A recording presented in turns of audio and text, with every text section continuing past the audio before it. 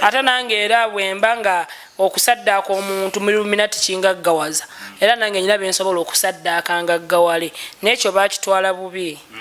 Illuminati tasaddaaka bantu bonna bempiseemu eggaali bangambe tebasaddaaka. Illuminati mpozi ng'osanze abantu bano abaferefere abayayaye omanyi Illuminati mulimu abafere naye nze kuba emmanyi ne bendabyeko Illuminati sirabangayo ng'asaddase muntu era balina n'ebbaala eri kololo. Abayimbi abasinga bonna bonna boolaba baakabi abalina amaanyi niba batalina yiiti naye ng'akwali bali mu Illuminati ne ba tiktoka abamu abatonotono bali mu Illuminati. Waliwo ebbaala y'Aballuminati awe kololo era woba omu ali mu kubeera ng'ayogerako ye ebbaala eyo oba ogigenzeemu osisinkanamu abayimbi abantu ab'enjawulo abasajja abagagga n'abakazi abagagga weeri ekkololo awo lwakuba ate era sina ate kubuulira buli omu kubanga ate si buli omuntu ate alina okugaggawala kubanga tife tulina okugaggawala tulina okuba n'abanaasima toyi zaffe. Bamuyita Dr. Peter Machaz oyo yavaako amaanyi gange ssebo nze n'okuzimba enju ssebo si mwangu wakutuukako naye oba omutuuseeko tosobola kusigala kyekimu baze ziri bbiri by the way. Nokabaleta simu yange waliwo ennamba empanvu mpa essimu yange tulabe zirina numbers nabiwona ayina eya Airtel erina enamba yeri 0782 eya Airtel kati ayina n'ennamba etali ya bulijjo abantu abasinga gye beewuunya actually mpulira buwulizi waliwo ennamba yes mbaniza nywalina ku SMX Media nange SMX neewaayo okubeera nga matuusaako ensonga za Illuminati ne research gwendi mugezaako okubeera nga nkola ate wekyasinza okubeera nga kinyumira nti ntandise okubeera nga mpulira amannya agamu mu nsonga za Illuminati ono nange nensalawo okubeera nga ngamba agamanya g'aba celebrities ab'enjawulo ba TikTok ab'enjawulo ba producer ab'enjawulo n'abayimbi bennyini buli linnya lye eriva ngenda making sure mbu mutuukako sobola okubeera nga nfuna clarification ku nsonga ya Illuminati. Waliwo neera gye nabadde actually my last interview off the screen twabadde tunyumyamu naye naŋŋamba okimanyi mbu n'erinnya actually yaŋŋambye n'erinnya lya Chumi twabadde tunyumya lyagiddemu mu mboozi Uncle Chumi. Amanya n'eddoboozi bamita Uncle Chumi sembe zaake eno nemekkuta amanya bamita Uncle Chumi ndi so very positive. Yes, exactly. And welcomed. Nabadde nina story yange gye nkolako naye tusooka tugire QC yakuwaaki banna buli kaseera QC yampa omulimu naye contract yaggwayo era sikyamukolera naye onyiridde nze nalowooza oba QC lyettama eryo lyetulaba naye QC naye n'engeri gye nnyongeramuko naye era nange ng'omuntu ssebo nze ssebo nyina abantu ssebo abankolako ku skini zange nyina abantu abakola ku byokulya byange kwambala kwange so just kyobola ndi so very positive man. Abantu we bakulaba ku TikTok bayinza okutwalanga oba omuntu kwegamba TikTok life yo n'omuntu wakusanga mu reality oba ku nsonga endala byawukana. How do you balance that? Anti byawukana kuba TikTok si maka ate TikTok si nti family planning kyovola basobola kutawaalizaako era mpumuza essimu n'engenda mu nju n'entawaaza mu kinaabiro okitegeera. TikTok kaŋŋambe kale naye eringa toy tugenda n'opama n'ovayo n'oggala toy so yes exactly so si yennyo nti eri mu bulamu bwange nti oba ngenda kweyisa soko osirike omwana wange omwana wange naye ayogera nnyo kyokka shut up. So TikTok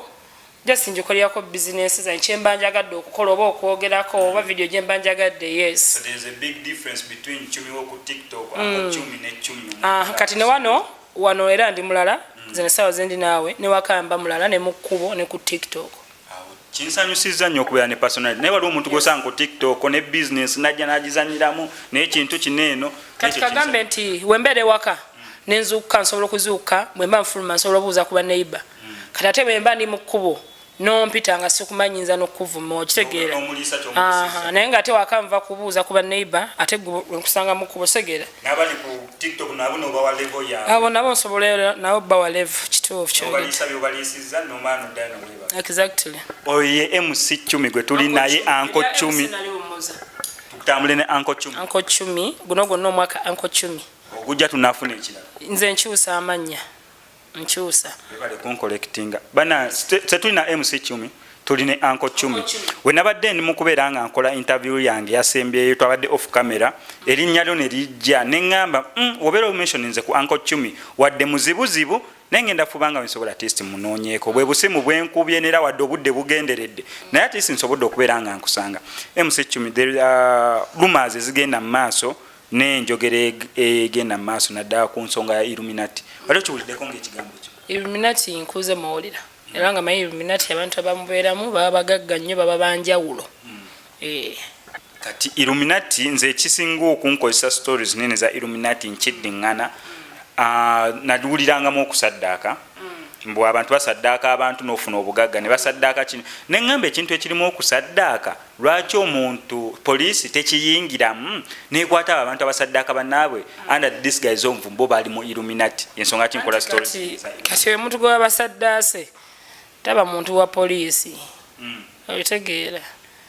ate nange era bwemba nga okusaddaaka omuntu mu Illuminati kingaggawaza era nange nyina bensobola okusaddaaka ngaggawale n'ekyo bakitwala bubi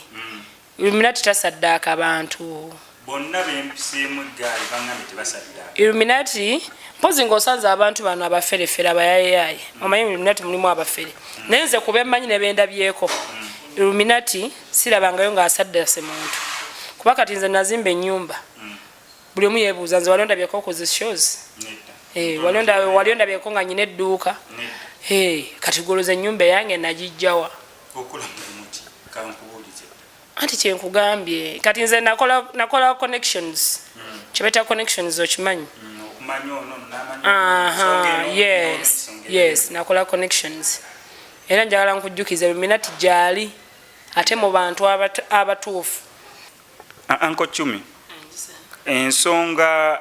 esinga okuwaawaza abantu amatu yesi Illuminati ayinza okubeera nga gyeringa naye woginnyonnyodde ne wano mu ggwanga erya Uganda ddala kituufu weebali Illuminati wano waali era balina n'ebbaala eri Kololo abayimbi abasinga bonna bonna boolaba baakabi abalina amaanyi niba batalina yiti naye ngaakwali bali mu Illuminati ne ba tiktoker abamu abatonotono bali mu Illuminati waliwo ebbaala y'Aballuminati awe Kololo era woba ogigenzeemu ali mu kubeera ng'ayogerako ye ebbaala eyo bogigenzeemu osisinkanamu abayimbi abantu ab'enjawulo abasajja abagagga n'abakazi abagagga weeri Kololo awo lwakuba ate era sina ate kubuulira buli omu kubanga ate si buli omuntu ate alina okugaggawala kubanga tife tulina okugaggawala tulina okuba n'abanasima toyi zaffe so Illuminati wali nyongera ojjukiza bannayuganda bayina n'ekitebe ekyebbaala era bw'otuuka mu bbaala eyo eri Kololo osobola okusangayo abayimbi abasinga osobola okusangayo abapresenta osobola okusangayo abasajja ab'enjawulo ab'amannya b'omanyi abagagga osobola okusangayo abantu ab'enjawulo yes omanyi nze saagala kusiima nnyo muntu nga afudde nyina omwami eyantwala bamuyita Dr. Peter Machaz omanyi bamuyita Dr. Peter Machaz oyo yavaako amaanyi gange ssebo nze n'okuzimba enju ssebo si mwangu wakutuukako naye oba omutuuseeko tosobola kusigala kyekimu nyina enamba empa ku simu yange nyina enamba ze ziri bbiri by the way nokabaleta simu yange waliwo enamba empanvu mpa simu yange tulabe nzirina numbers gayo oyo bamuyita Dr. Peter Machaz Dr. Peter Machaz n'omwana wange amumanyi nno enamba yeri 07 52 82 735 eya Airtel kati alina n'enamba etali ya bulijjo eyo abantu abasinga gye beewuunya actually mpulira buwulizi waliwo enamba empanvu eri 07 84 07 16 nkaaga mwenda kyenda mwenda nkaaga mukaaga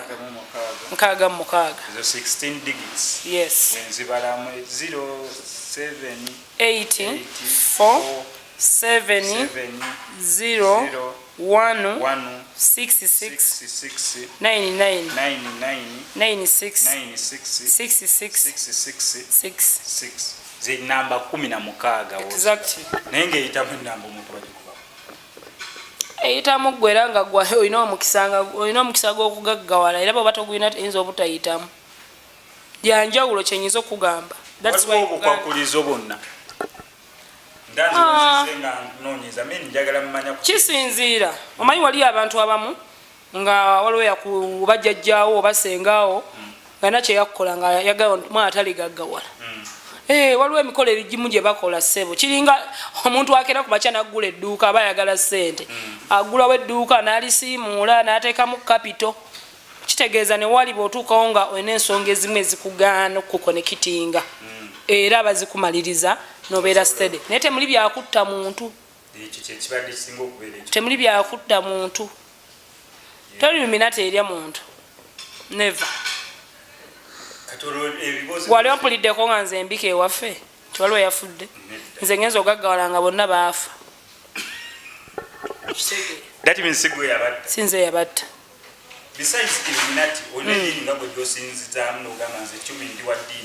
siina ddiini nze siina ddiini omanyi lwaki siina ddiini katonda gyali yadde nga simulabangako kuba batugamba n'okutugamba katonda ali mu kifaananyi kyaffe neewuunya katonda omuniga nga nze otegeera asiba obuviiri nga nze so bebi tokoona mwana wange akuzaalukuka so taata wange yanzalira mu ddiini y'obuisiraamu ate nenkulya wajjajja wange mu ddiini ey'obukristaayo yes so sigenda kugamba na Uganda ali eyo oba omulokole obaani atakola ki alina eddiini naye nze sirina ddiini nzikiririza mu Illuminate so alina amagezi tegeera ayagala okuyigayiga bikyuka nze famire yange abasinga bagaggawulira ku myaka 5 nze nyina emyaka 26 saawa zino naye nyina ennyumba eri mu miliyoni ndowooza ennyumba yange yaggwera mu miliyoni ne poloti byonna nga obigasse byonna ennyumba okuggweterera awo ennyumba yange yaggwera mu miliyoni ndowooza nga 82 ndowooza bamala kimala okugaggawala nti enabulira nnyo bantu nnyo nsomye enamba za dokita yes ayagala okumumanya osobola ozikubako n'omutegeera ajja kuyamba thank you soko olindeko katini omuntu ayagadde MC Chumi besides ya Illuminate no nange osobola okunoonyako nate sagala onkubira ate biki gwe nkubira nja mu kutuusaako bwogambye enamba yange gyeri ku TikTok yange tweyanza nnyo amalo twala omwana mushotiko ayagala kupama tuyanze gwe tubadde wano ku SMX Media neera nga bulijjo neyawaayo okubeera nga nkuleetera information ey'enjawulo n'okunoonyeza okwenjawulo wano ku SMX Media ensonga lwaki ntuuse ku bantu abafaananako nga bano basobole okubeera nga bakola clarification naddala ku nsonga ya Illuminate eri mu kubeera nga etambula mu ggwanga erya Uganda ngenda sigala nkuwa abantu bangi naddala mu episode eno gye tulimu kankusaba subscribing liking ongene notification bell tojja kubeera mu missing updates naddala nga zino MSMX I sign out.